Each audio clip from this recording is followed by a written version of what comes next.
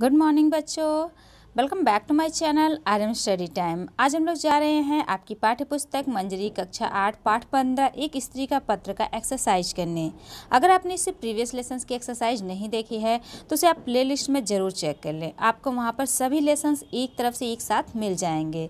साथ ही अगर ये वीडियो आपको पसंद आए तो ज़रूर लाइक करें, अपने फ्रेंड और दोस्तों के साथ भी शेयर करें और हमारे चैनल पर अगर आप नए व्यूवर हैं तो हमारे चैनल को सब्सक्राइब करना ना भूलें। सो चलो वीडियो स्टार्ट करते हैं। तो आपके अभ्यास में जो प्रश्न नंबर 1 है कुछ करने को, उसे आपको स्वयं करना है और विचार और कल्पना यह भी आपको स्वयं करना है। हम चलते हैं मेन प्रश्न उत्तर की तरफ। तो इसमें प्रश्न नंबर 1 है, बिंदु को लेकर मंझली बहू के घर वाले क्यों चिंतित हो उठे। तो इसका उत्तर है, बिंदु एक अनाथ लड़की थी। क्योंकि आपने लेसन पढ़ा होगा तो आपको पता होगा, घर वाले उसके साथ रूखा व्यवहार करते थे और उसे अपने लिए बोझ समझते थे। ठीक है, ये इसका आंसर है।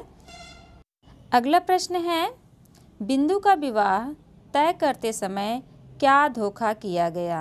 अगला प्रश्न है, बिंदु का विवाह तय करते समय क्या धोखा किया गया। तो इसका उत्तर है, बिंदु का विवाह धोखे से पागल लड़के के साथ करा दिया गया।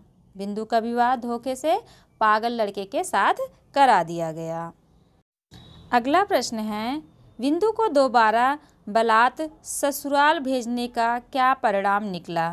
बिंदु को दोबारा बलपूर्वक ससुराल भेजा गया था तो उसका क्या परिणाम निकला।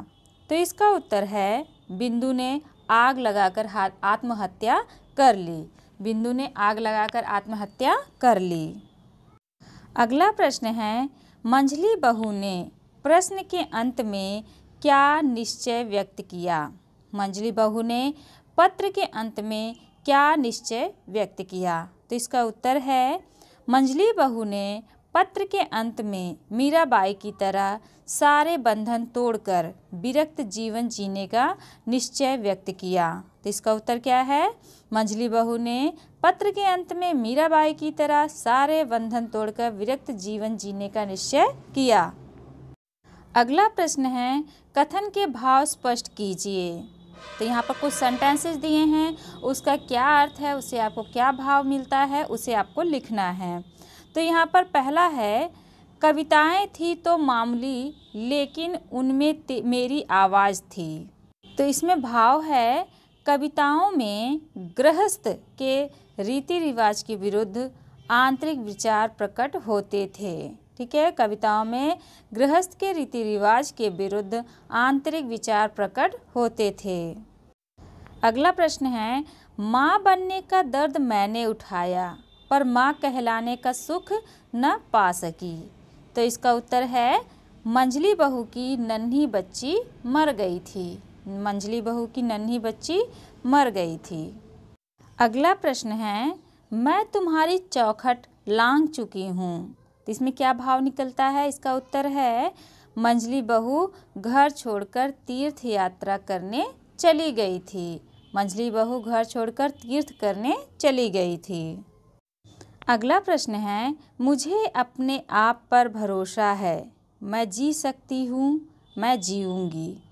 तो इसमें भाव क्या है, मंझली बहू ने विरक्त होकर जीवन बिताने का निश्चय किया क्योंकि गृहस्थी के झमेलों ने उसे झकझोर कर रख दिया था। ठीक है, मंझली बहू ने विरक्त होकर जीवन बिताने का निश्चय किया क्योंकि गृहस्थी के झमेलों ने उसे झकझोर कर रख दिया था।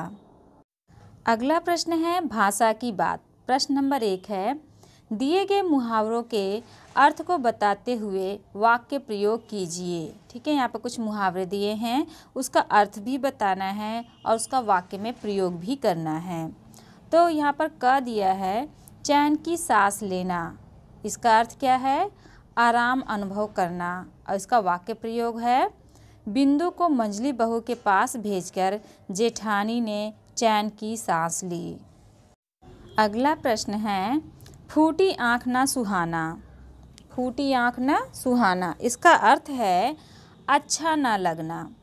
वाक्य प्रयोग, मंझली बहू को बिंदु के प्रति प्यार घरवालों को फूटी आँख ना सुहाता था। ठीक है, नेक्स्ट है, सीने पर सांप लोटना। इसका अर्थ है बहुत दुख अनुभव करना।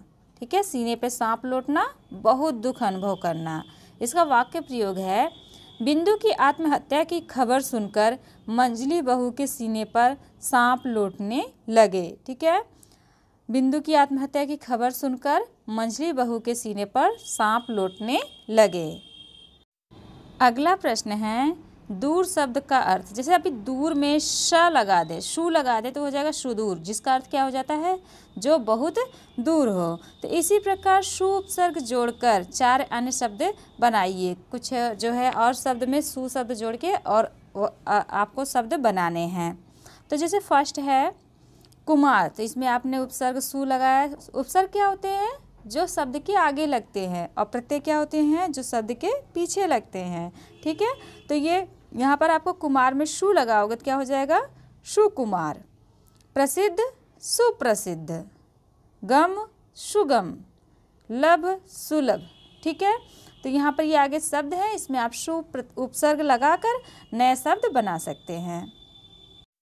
अगला प्रश्न है, आज 15 साल हुए, दूसरा क्रम बोधक।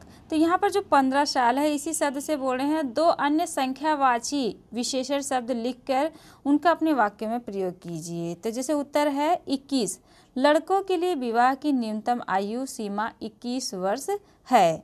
दूसरा, गीता का दूसरा अध्याय सांख्य योग है। ठीक है, इस तरह से आप भी जो है शब्दों का जो अंक होते हैं इनका इस्तेमाल करके और भी सेंटेंसेस बना सकते हैं। ठीक है, सो ये आपके इस पूरे चैप्टर का फुल एक्सरसाइज था। आई होप कि वीडियो आपके लिए हेल्पफुल होगी। अगर पसंद आए तो जरूर लाइक करें। So it's enough for the day, we will meet again in next video. Thanks for watching this video.